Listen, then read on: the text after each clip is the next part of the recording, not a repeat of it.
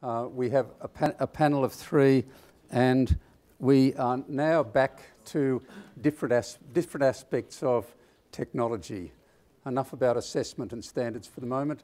Now back to technology, and starting with Andrew. Andrew, I don't know how to pronounce your surname, I'm afraid. Like Ouch with a D. Ouch. Yep.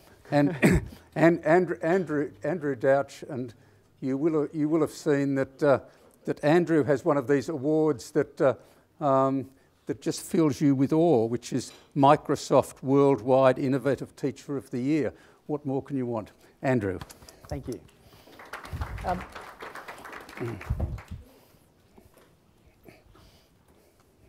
I'm sure that I don't need to convince anybody of the technological change that's happened over the last 2 decades or so. But what's probably less obvious, but arguably more profound, is the social and economic change that's ridden in with that technological change. And I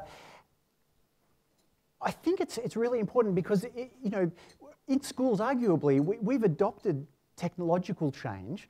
We've at least acknowledged it and responded to it. Our schools are full of computers, full of iPads, full of interactive whiteboards. We've got all of that stuff in the schools.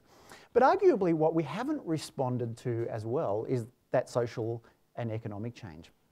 And doing that will sort of inform which technologies we should use and how we can use those to best effect. If we don't do that, if all we do is adopt technology, computers and gadgets and software, then what we'll end up with is more of what we've been doing for the last 20 years, but maybe in a digital form. But we won't see real technological evolution.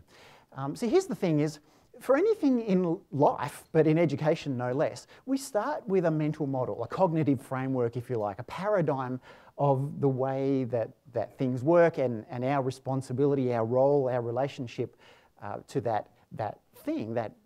And then from that mental model, we perform actions that result in outcomes. And if the outcomes are what we want, then great. But if not, then what we do is we go back to the action and we polish it and hopefully get the outcome that we want. And if we don't, we go back to the action again, and hopefully this time polishing the action will result in the outcome that we want. And there's nothing wrong with that. That's what we do, right? It's, if you're trying to learn a musical instrument or to play basketball or learn calculus and you're not doing so well, practicing more, polishing the action is going to hopefully result in a desirable outcome. But if we do that over and over and over again and we're still not getting the outcome that we want, then it's time to go back and have a look at the mental model. And in fact, if you think about it, it's when people do that, in any endeavour in life, when people do that, that's when we see real change. That's when we have technological breakthroughs, scientific breakthroughs. It's when somebody goes back and questions the paradigm that we've been looking, the lens that we've been looking at the world through. Now, I think in education there are a lot of mental models, things that we do because our teachers did them, and they did them because their teachers did them, and once upon a time they were the appropriate things to do. But now we're doing them and they're no longer appropriate. The world has changed and we're doing things that are appropriate for a context that's gone. And I'd love to spend more time and look at lots of mental models, but in the 8 minutes I've got, we're going to look at just one. One mental model that I think most teachers, most educators have hardwired into us, and that is the idea, the paradigm, if you like, that knowledge has value. It did. It used to. Let me explain what I mean. I started teaching in 1990, and that was a very significant year, not because I started teaching that year, although that was significant to me, but because 1990 was also the year when Tim Berners-Lee invented the World Wide Web. A watershed year in human history, I think. It was also the year that Encyclopedia Britannica ran this television commercial on Australian TV. We're studying the environment right now. Look at all this great stuff on ecosystems. Also, all you need to know about global warming, the greenhouse effect. That was Encyclopedia Britannica's best year ever. They'd never sold as many copies of Britannica as they did in 1990 at a cost of 2,200 Australian dollars per set. A year ago, Britannica announced they're no longer printing. In just 22 years, they went from their best year ever to not even being able to sustain a business model. And then a month later, they announced the release of an iPad app. I was sitting on my couch at home and I saw this advertised on TV and I thought, how awesome. And I immediately reached for my iPad and downloaded the free app. And then I felt a little bit disappointed because all you get in the free app is the abstract of each of the articles. If you want the whole Encyclopedia Britannica, all 32 volumes of it, you have to pay $15 as an in-app purchase. And I remember sitting there thinking, oh, I don't want to pay $15 for it. You know, isn't that amazing? 22 years earlier, we thought $2,000 was a fair price for all that knowledge. Now we think $15 is a bit rich, you know? And it was. In 1990, I mean, if you're a parent, it was worth $2,000. What a gift you were giving to your kids' education to put all that knowledge at your kids' fingertips in your home. But in 2014, every kid's got that at their fingertips. They've got all that knowledge on their computers and their iPads and their phones. And so we're not prepared to pay $15, let alone $2,000, for what's freely available. And this is the most basic principle of microeconomics, isn't it? That assuming demand for something stays constant, and I think we still want knowledge, it's still important to us, assuming demand stays constant, then the value of anything in the economy is predicated almost completely on its scarcity. If we want something and it's scarce, we'll pay for it. But if it's not scarce, we expect it free. And it's not just encyclopedic knowledge, it's every kind of knowledge. And take this as an example. A tree fell on my back fence a little while ago and I was going to pay someone to come and cut it up for me. And they were going to charge $500. And I thought, you know, you can go to Bunnings and buy a chainsaw now for $139. So that's what I did. I went down, bought this chainsaw, and then I was a little bit scared to use it because you hear of terrible things happening to people. I never had a chainsaw before, my dad never had one. So what would you, if it was 1990, what would I have done? I don't know, you ring around and see if you can find someone who knows how to use a chainsaw, who can show you what to do. What did I do? YouTube. And there, from Still and Husqvarna, hundreds of videos showing you how to use a chainsaw safely. And I felt quite confident after watching that for a little while to go and do the job myself, you know. And you know, take this as an example. You've probably seen this. It's a $10 toy from Toy World called 20Q. This thing asks you to think of an object. So I'm thinking of a video camera. And it just asks you random questions. Is it bigger than a duck? Is it fun to play with? Does it matter if you drop it? Can you eat it? And you answer yes or no. And then it says, you're thinking of a video camera. And you think, what? How can a $10 toy tell me with surprising accuracy what I'm thinking of by asking random questions? It makes me wonder whether next time someone in my family's sick, instead of going to see our GP, whether maybe there's some kind of a toy we can replace him with. You know. And you know, there are websites that do that. They're not approved by the AMA, but I think that's for different reasons altogether. In 1990, if you wanted an uncontested divorce, you had to go to see a lawyer and pay him or her thousands of dollars to use her knowledge of the law to fill in the paperwork. If you want an uncontested divorce in 2014, you can go to divorce.com.au on your phone, press the button that says do it yourself, fill in the fields, and it won't cost you a cent, except for government charges, of course. See, this is the thing, is in 1990, when the classroom doors closed, there was one person in the room who had knowledge of the subject and 25 who didn't and had no access to it other than through the teacher. In 2014, when the classroom doors close, there are 26 people in the room who have access to the very same information pool as each other. They've got access to videos of teachers teaching that subject matter, probably better than your teachers are doing it. They've got all the information there at their fingertips. That has to make us ask some questions about our educational paradigms. And so I want to leave you with a question that I think is probably the most important question that teachers can be asking themselves in 2014. I think if a teacher asks and seriously answers this question about their own classroom practice, it does start us on the journey to practitioners of the future. And the question that I want to ask is this. In a world with Wikipedia, in a world with YouTube, in a world with Google, in a world where information has lost its scarcity and therefore its value, what do teachers bring to the classroom that is scarce? We need to be doing more of those things and less of the things that we used to do. Thanks very much.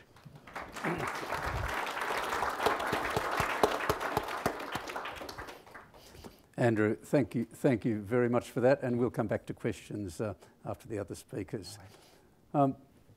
Next is Gilly Salmon.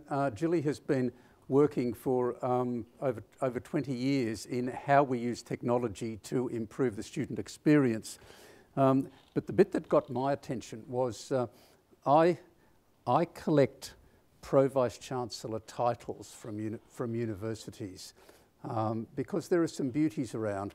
And I've got to say my collection has just got a whole lot better because Gilly is, at Swinburne University, Pro Vice Chancellor of Learning Transformations. It's one of the better ones I've come across. Gilly, over to you. Okay, well, I'm Practitioners of the Future. I'm also going to follow Andrew's lead and suggest a little bit more mental model shaking up. So I'm going to start with that, and as you just heard, my title suggests that I'm allowed to do transformation, sort of, rather than having to fight for it. So really, I think I'm going to follow some of what Tom was talking about earlier this morning. Really, Australia, you need to wake up that e-learning is completely 20th century and mobile learning is the future. You know, so don't spend any more time on or online or anything else. Everything is going to be mobile and life integrated now. And as you can see, we're pretty much ahead. You know, if you look at the total world population, there's nearly as many mobile subscribers. How many people here have got 2 or 3? So I'm messing up our statistics, but it's really important. And the social penetration by region, what we call Oceania on here, you know, we are one of the leading nations in mobility. And so you have absolutely wonderful opportunities to explore every aspect of mobility, which is so important in the VET area, would you not agree, across assessment, across teaching, across learning. So I'm going to focus on that. Yeah, we've got fantastic active users by social platform all the way through. Facebook's in the lead now, but it doesn't matter. And they're mostly accessed through mobile devices now. You know, there are very, very many more mobile devices than there are fixed computers. You can call them tethered computers now. It's a bit like tying up your dog in your backyard. And also, it's across all the generations. It's not just the young generation. You can see that more and more that are coming up are changing, but I'll leave these slides with you so you can have a look at some of this stuff. And there's much more along these kinds of areas. If you do need to convince senior executives in your organisation that you need a bit of money to help your teachers get to grips with this. Now, there are wonderful opportunities associated with just the fact that people are mobile, and it goes across the adaptive learning through to true transformation. Obviously the actual delivery and access and basic communications, but very much more, it's about people working together and not just delivery of content. So this is my suggestion to you, what you can actually do. Mobile devices have some very, very unique affordances. Rapid and purposeful feedback, which we know all learners of all kinds crave. So supposing you just went away from today and focused on giving rapid and effective feedback through mobile devices, if you just did that, you would be creating the future. You would be creating a very different mobile future, and you'd be hitting quite a lot of those spots, I think, from our colleagues who were telling us about fit for purpose earlier. Or you could use location sensors to position your learners in the world, and I'm going to show you a few examples of those. Or you can use multimedia content, which is much more acceptable. And what's more, you can embed assessment into learning, the ultimate of alignment, that they can do it while they're on the job. Or you might want to impact on how teachers do this. Of course, everyone's talking about, oh, well, yeah, we've got the technology, we've got the challenges. This is the way we do it. This is all it means, my PVC, Learning Transformation role. I go around doing 2 things. I demand from our academics and our university teachers a pedagogical challenge that they have. and we all have them, don't we? Loads of them, either in terms of learning design or delivery or digital assessment, and then we map a technological solution onto that. So we simply start from what is the challenge, or we look at a piece of threshold knowledge. I think this may be part of what Andrew was talking about with adding value.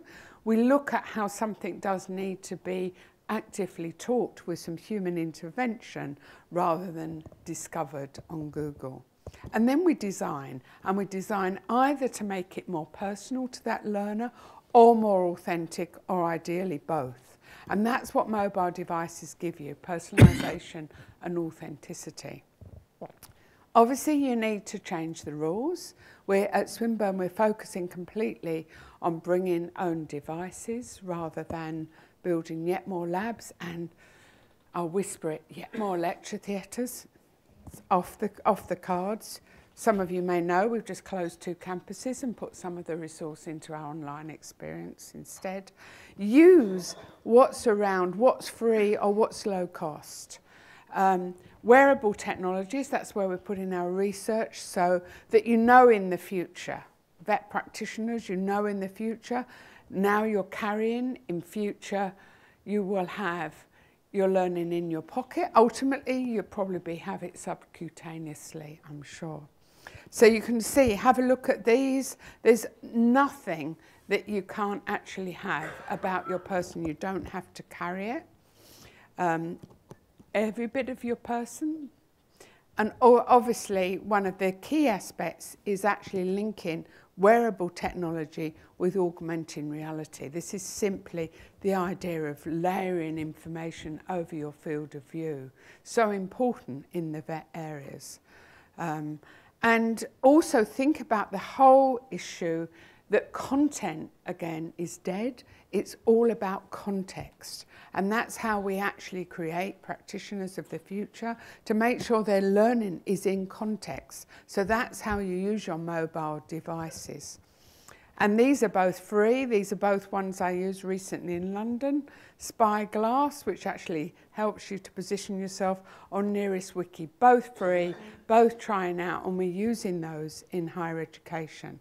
As you probably noticed by now, I'm actually a Brit. I've been in Australia for 3 years, and 18 months ago, my youngest granddaughter was born. Her name is Sophia. From the time she was 3 months old, she was able to Skype me. And I can report that when I actually occasionally walk in, as I did at Easter, in 3D as opposed to 2D on the screen, she recognises me immediately. Nanny Gilly. So I can tell you that for her, she's your learners of the future. She's going to be completely used to working on screen and on context. I've done you a pin board with some of my latest ideas, so I'll leave you this so you can look it up. Mobile learning and also the future, there's digital. So hopefully I've impacted just slightly on your mental model, little bit, yeah. Thanks very much for listening. Thank you, Gilly. Okay. I would like to come back to content and context if we have time, but not for the moment. Can I introduce Melanie Worrall, who runs she's an educational designer and who runs a company, and I've run out there, focusing on learning and development with technology. Learning and development technology. Thank you, Melanie. Thanks. I'm going to come down here as well. I'm going to force you to stand and look at me, or sit and look at me. I don't have any slides for you. Yeah, so learning and development with technology, called Clever. I'm going to start off thinking about the student experience by telling you a bit of a story. This is going to be a bit, I'm not sure whether you're going to believe this or not, but we did M-learning when I was at school about 30 or 35 years ago. We, at the beginning of term, the teachers would give us a stationery list of things we had to purchase: pens, pencils, paper. So we did P-learning, clearly. They wanted us to do P-learning. The M-learning that we did was the teachers would occasionally roll a movie out and we'd sit and watch the movie in class. It was really interesting because, you know, we got to learn the difference between VHS and beta, how the teachers really wanted to use beta, but, you know, the administrators wouldn't buy it for them, so they had to use VHS, so we had to have the inferior quality technology. I hope you can hear the sarcasm a little bit in my story here, and I wonder how often you've heard e-learning or technology being introduced in classrooms in a similar sort of a way. I wouldn't say that that sets up an engaging environment for your students by explaining the technology that you're using in these types of languages. For me, the question of how to engage students using technology boils down to this. We are professional practitioners. We have a range of tools at our disposal. We need to select the most appropriate tool to engage our students and achieve the educational outcomes.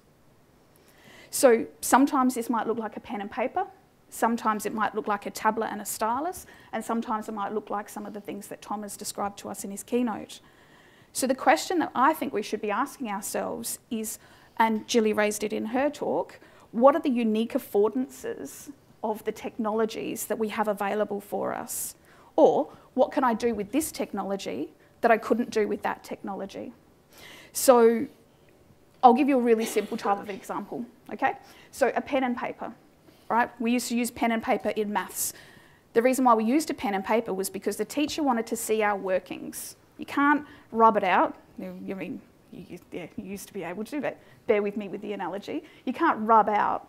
You can put a strike through, but the teacher or the practitioner can see what you're actually trying to do. Compare that with a pencil. With a pencil, you don't like what you've done, you just rub it out and you write over it again. Let's compare this to a computer.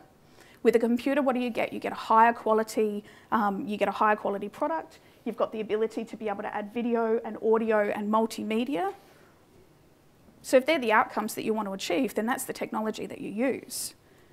If you want the student to be able to do their learning anytime, any place, wherever they are, then you choose a mobile device and an app.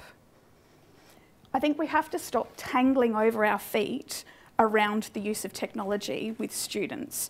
This isn't about using technology for technology's sake, and I hear that a lot. I hear people will say, are you just using technology for technology's sake? I say that argument and that discussion is 10 years old.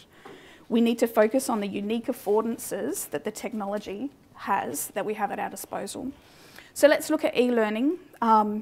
The last benchmarking survey that the National VET e-learning strategy did estimated that 48% of all VET activity includes some form of e-learning. 48%. Crazy. 10 years ago it was 3 to 4%. I think that that's underestimating the amount of e-learning that's being done in our VET environments, in our RTOs. And the reason why I say that is I'll give you another stat, all right? 72% of those VET practitioners that were surveyed said that they used some form of e-learning. And yet, a question later on in that survey, it said, how many practitioners use a technology? 95% say that they use a technology in a way that we would call e-learning, that's consistent with e-learning. So on one hand, we have 72% people say we do e-learning. On the other hand, we have 95% of practitioners saying, well, I use the technology, but I don't call it e-learning. So it seems to me we've got a massive problem here. We've got a problem with educational technology versus a concept of e-learning or m-learning. I believe that this situation is reinforced by the separation of the educational technologists and the educationalists. Identifying the unique affordances of a technology, it requires high levels of digital literacy. And I think that we've seen in the keynote this morning between Tom and Joyce, we saw the high levels of digital literacy that are required to be able to manage that. But the other thing that it requires is it requires a high knowledge of pedagogy, andragogy, hoidagogy, whatever gogy you want to sort of focus on. It is a challenge for VET practitioners in the future, and it presents a workforce development strategy challenge for us to address. And we don't do this any justice by separating out and continuing a policy of separation. We need to see a policy of integration. We also need an acknowledgement that digital education is not an advanced skill. It is a requirement of being a vet practitioner. So yes, there are challenges in how to use the technology. There are challenges in finding out what these unique affordances are. But let's just have a look at some more of the data from the benchmarking survey, which isn't necessarily about the technology. So in that survey, over 70% of practitioners said that they use online materials that they've either developed themselves or that have been developed outside of their organisation. Let's compare that with practitioners who are using student-generated resources, and that figure goes down to 13%. Only 13% of vet practitioners surveyed use student resources in their teaching environments. What does that say? If you look at the rise of user-generated content on YouTube or Instagram, or user-aggregated content on Pinterest or Tumblr or any of the other examples that we've seen, what we're saying to students is, your materials are not good enough for my training environment. You're cutting off a significant part of their engagement, which is, how do they participate and develop their learning environment? Not your training environment, but their learning environment. So what does this say, and what does this mean for the student experience? And I would argue that it means that it sort of heavily depletes that. So to summarise, I've got 3 points. The first point is, we've always had technology in education. Let's focus on the unique affordances that we have from the new technologies to meeting educational outcomes. The second point is, there's clearly an issue with the integration of education and technology needs, and there are implications for our workforce development based on this. And thirdly, engagement is about students being actively involved in the learning process, and this is about content curation, it's about content creation. So let's look at the technologies that allow for the engagement, the opportunities to use these, and then prioritise those in our teaching environments. Thanks.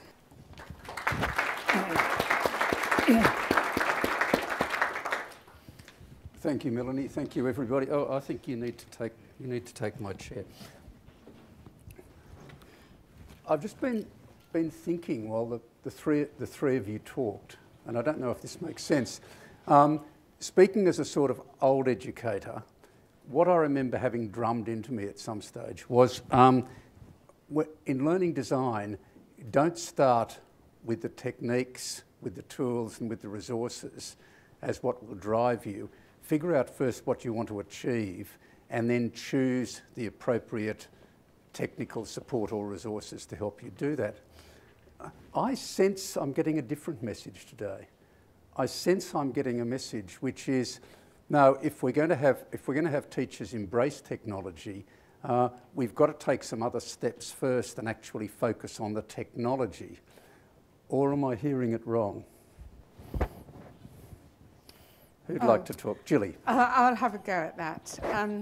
There isn't one way of driving this. I mean, it is a complex adaptive system, and you can't say we'll do this and then we'll do the other. So I think we do still start with the learning outcomes. I think we do still start with what it's all about. And we look at our audience and what their capability is for achieving that. So, but I think that the breakthrough has got to be this working together with the technology and the learning design at that point, which is what we do. I absolutely get that originally everyone got fed up with the technology driving what we'd call a technology determinist view. That is no longer appropriate. On the other hand, we recognise that changing teaching practice is the hardest thing of all to change for all the variety of reasons we've been exploring. So therefore, you've got to put a lot of emphasis on that. So I'd subscribe to, you've got to do the two together really, and this is why we're looking at matching and mapping very much more than we used to. Thank you. Melanie? Yeah, sort of build on what Gilly's saying. I did a research project a couple of years ago, and we did a capability survey of a large vet provider, and we asked, a number of questions, being a capability survey. One question we asked was, how do you rate your proficiency using email?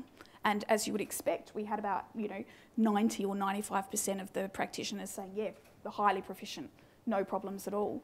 Later on in the survey, we said, how proficient are you in using email for your delivery and assessment? And that 95% went down to about 40. Now, I would have thought, with the ubiquity of email, that if you're a good practitioner, you'd be able to pick that email up and say, oh, I could do this with it, I could do that with it, in the same way that a good practitioner can pick up a newspaper and somehow include that in their delivery and assessment. But we have something like email, and practitioners are not confident in using email in delivery and assessment.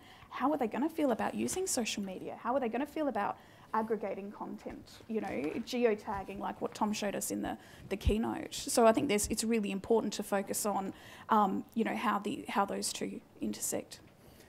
Thanks, Melanie. Andrew, anything to throw in? I'd add, I think I agree with both of you, and I think sometimes you don't know what you don't know until you start using a technology, and then you start playing with it, and you think, oh, you could do this with it. So when I look at, I flipped my classroom in 2006, but the term wasn't even coined then. And I wasn't really. It's not like I had this idea of the way it would turn out. It was more just that I thought, oh, you could use podcasting for something, and so started tinkering with that. And so I think the two, they go very much hand in hand. Did you say you flipped your classroom? Yeah, I started using the flipped learning model. Could you just say a little more about that? Sure. So some of us who were behind. So I was I was figuring anything that I needed to explain. A lot of things don't need to be explained anymore because kids can look those up. But anything that I needed to explain, I was explaining in a YouTube video or a podcast, so they could watch those on the bus on the way home, or while they were walking to school, or wherever they happened to be. And then we'd have our class time available to do more pracs and more discussions and debates and role modelling activities, and things that require people to be together in time and space, rather than turning up and listening to somebody talking at them. They can get that anywhere. So it was a bit like what you were talking about, Melanie, with the affordance of the technology. In 1990, to use my starting year, teachers didn't have a choice. You had to teach your students in the classroom. But with the rise of YouTube and podcasting, we have a choice now. Our teachers didn't have a choice. We have a choice about where and when we deliver that kind of knowledge, if that's what we need to do. And that frees up our class time to do different things.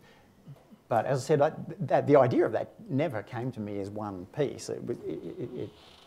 Sometimes I think you have to start playing with the technology, and then you start to form an idea of what you can do with it, and then you start looking for more technology that will enhance the idea, and that helps you to think of another idea. So it's... Thank you. Talking about looking things up, I have to confess I committed the same sin in the middle of Tom's presentation. Something went up on the slide, and I thought, I know what that means, but I can't bring it to my mind. And it was a particular term, and as a result of me pulling my phone out discreetly, I hope, and just sort of playing with it for a moment, I can tell you that the term hoitology is not to be found in the Oxford English Dictionary. That's as far as I've got. Questions? Who would like to start? Thank you very much for your presentation. I find what you're saying so exciting and innovative. But look, I'm looking across at the broad spectrum of what we've heard this morning, and we're looking at things being suggested like common assessment tasks. We're looking at things like external panels for auditors. I see them as being poles apart from what you're saying. Do you find a way that they could marry together, or? I see so much exciting that can happen, but I'm fearful that these common assessment tasks and that kind of thing pull that apart. Any suggestions? Or are you asking anyone in particular? Anyone. Anyone? Andrew? Sure, I'll answer quickly and then be my guest. Melanie. Look, all I can say, my VCE is where, the level that I'm at. So we're under many of the same constraints. It's all about assessment, and obviously kids need to perform in order to get to the next level. So assessment's incredibly important. What I found though was when we started using technology, their grades went up. My last year was 2011, but that year kids were performing 13% above VCAR predictions based on the gap. Their engagement was poles apart from what it had been before. And of course, now we were using class time to do all sorts of fantastic things. Gave them a reason to be there, to get involved, that it was exciting. We were doing amazing pracs that we never had time to do before. So they were learning better than ever. So when it came to the assessment, they were performing better than previously, but they were also more engaged, and it's more time efficient. You know, so to me, it's not one or the other. And I think you're right. Sometimes we're so gung-ho on using cool technologies that you have kids using, you know, they're burping into VoiceThread and they're making stupid videos for the sake of making a video, and you think, well, what's the point of that? But if we're starting with our heads in the right place, and we have a clear idea of what it is, what our outcomes, you know, what outcomes we want, and then we choose technologies that will enhance their learning of those outcomes, then I think we get both. Melanie, does accountability get in the way? No, I think for me, let's look at the two examples that you were given about, you know, validation. If you think of validation as getting a whole heap of people in the room and all poring over an assessment together, that sounds to me like the old school, let's bring all of the students into a classroom together and, you know, pour over the materials. If you think about validation as being a process whereby we can use technology to enhance that, we can bring people in from a range of different locations, we can beam them into a webinar space, we can use a Google Doc to share and validate that assessment. To me, that's using the technology. The process is still the same. You're still bringing people together, it's just that you're bringing them together virtually. With respect to the way assessments are written, this might sound a little bit counter to, you know, where you think my speaking position is, but I can see validity in using a consistent assessment across particular areas.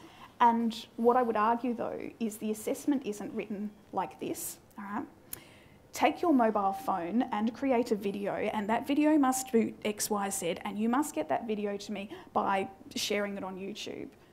Having an assessment piece that says, this is what you need to demonstrate to me, X, Y, and Z. And you can demonstrate that to me in a video that you make, or some audio that you do, or some content that you curate and a brief report on why you think that content is important. So the assessment activity is essentially, you're still assessing competence in that particular area. You're just saying, show me how you think you can show me that you're competent. Is that by having a conversation with you? Is it about recording a video? Is it about curating content? So I think there is space. And that sounds like a really viable option, because I also worked in VC for many years, and I saw the stress and the angst and of all concerned working in that system.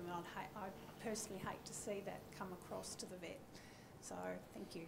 And there's a connection here from what Melanie's been saying to a presentation after lunch, which will be basically around the extent to which one needs to specify assessment in detail or not. Jenny, we need a microphone. Oh, Jenny has a microphone. Thank you, Jenny. I do. That gives us power, doesn't it? Even if knowledge doesn't anymore. I think in terms of linking that issue of quality to this is that from an industry perspective, the two of the aspects of quality of concern, for example, in the shift to online learning, is the validity of who's actually sitting at the other end of the online. And I think technology provides tremendous opportunities to overcome that through the interaction of video and other types of proof technology to ensure that the person who says they're doing the learning is actually doing the learning. I think that's a positive aspect of it. And the other thing is that the whole issue of online in practical vocational spaces can be greatly enhanced by the use of technology. As you say, I mean, the use of video and things they can demonstrate from a distance practical skills. I think there's some really positive things in quality that will make a difference. But I think one of the challenges that and I think is touched on by the last answer, is that you then might create a divide between those students who are better at using the technology versus those that are not.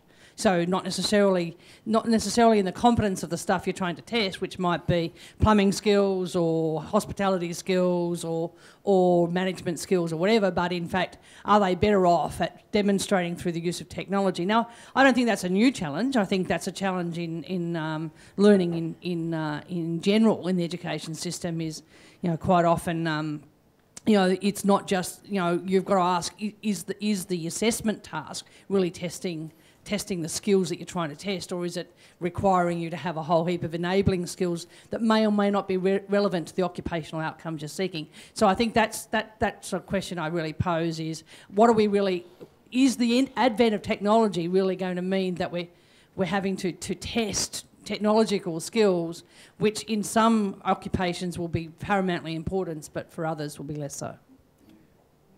Thanks, Jenny. Anyone like to answer that? Gilly? I actually would challenge that. I think the future is digital in every profession, in every way we learn, both formal and informal, and at every level.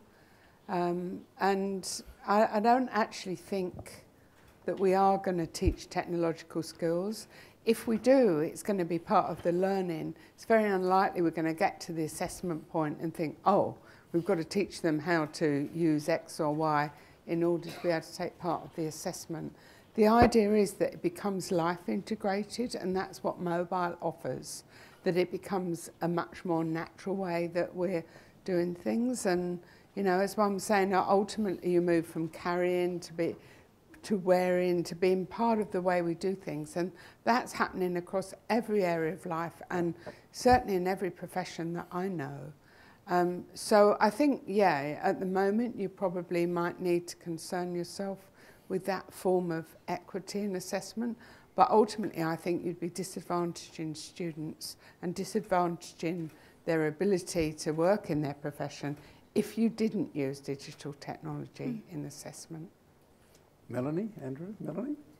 I was just I agree with you 100%, Gilly. I think this also speaks to the professional judgment of the practitioner. So if somebody is teaching a trade where you are learning to simply build a wall, in the past you might have said, hey, these guys are builders, they don't need to take photos and email photos around. The reality is good builders these days are taking photos and emailing photos around. It's not like the professional, if the practitioner's professional judgment says, oh, I need these guys to learn how to make a high definition video that can play across 16 different platforms, I'd be questioning the professional judgment of that practitioner or the assessor. But if the assessor looks at the way that digital technologies are being used in that particular industry space and makes a judgment, I think that we need to support our practitioners that they will make judgments around where the technology is heading in a particular industry. Thank you. Andrew? I think one of the exciting things about technology in education at the moment is that while the need to use technology in every area of technology is rising, the barrier to entry in terms of difficulty is dropping rapidly. I mean, 5 years ago, 6 years ago, to make a podcast, to make a video, to use anything, you needed to be reasonably competent with technology. Now, it's pretty easy. You don't really need to know anything about technology to shoot a video and upload it to YouTube, really. You just have to have the right app on your phone. And so I don't think that it's probably, the difficulty there, then becomes in terms of presentation skills rather than the technology. I think every student can make a video. I don't think that's really a differentiator between one student or another. The difference will be that one student can use it well and can present a video in a way that's engaging and enjoyable to watch and succinct, and another student's going to make a boring video. So it comes down to those more human skills that will differentiate one student from another. But they're life skills anyway, aren't they? They're life skills anyway, and the very same skills that we'd want students to have. Exactly. So I mean, using Twitter and YouTube and it's all. I remember when I made my first podcast, I had to write an XML enclosure to get it into the iTunes store, and I didn't even know what XML meant. It took me a whole day just to get a podcast onto the iTunes store. It was now. you just upload your podcast to the right site and click the button that says publish to iTunes. I mean, it's just incredibly easy.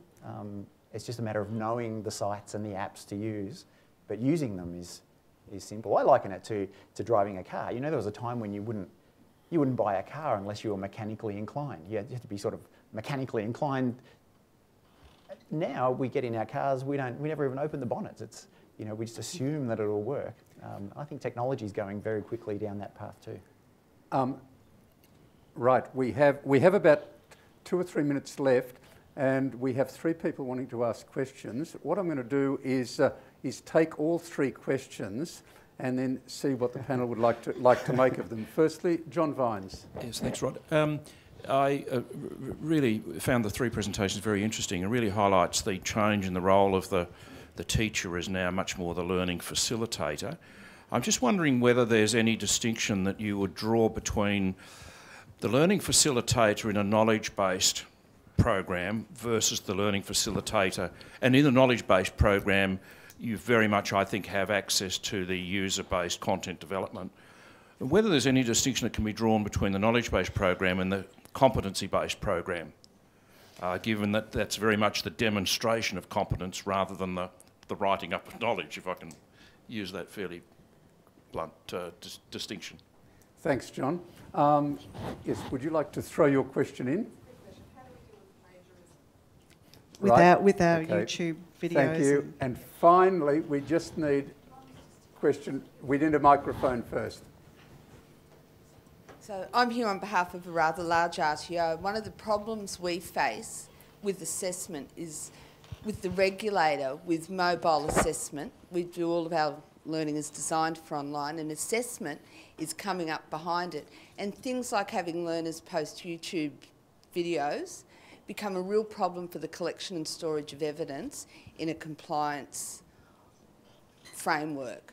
So having learners post things to Instagram and all those things, yes, you know, I'm a guru on this stuff, we can pull it all down and curate it, but having the regulator understand how to interrogate some of those databases to see the links with evidence is much harder and requires an extra level of skills from assessors beyond just knowing what technology to use as to how to curate evidence in an audit regime. Thank you. Panel members, would you like to contribute to any of the questions, Gilly? A very quick answer. No. Crowdsourcing and change your assessors. Thank you.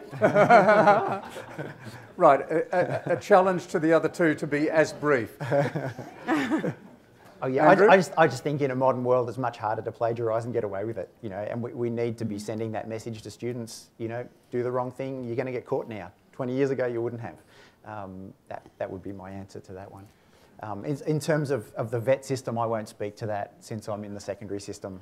Melanie, knowledge-based versus competency-based? Yeah, I'm actually trying to bring the 2 things together. Yeah. I think that we do have challenges with the way e-assessment is considered and understood, and they're very, very real challenges when we have auditors who don't understand the different ways that evidence can be collected by students, and you know, this speaks to the plagiarism type of issue. I spoke to an auditor once and they said a student doing a video of them doing something isn't a demonstration of competence because we've got issue with authenticity. And I said, how can it be more authentic? It's the student saying, hi, it's me, I'm doing it. So that to me is about a competency type of framework, is essentially about doing things.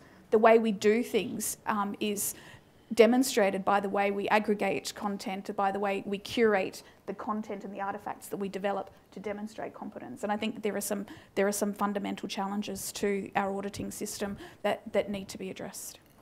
Well, I think there might be further questions, but we are at the end of time. Will you join me in thanking the panel members?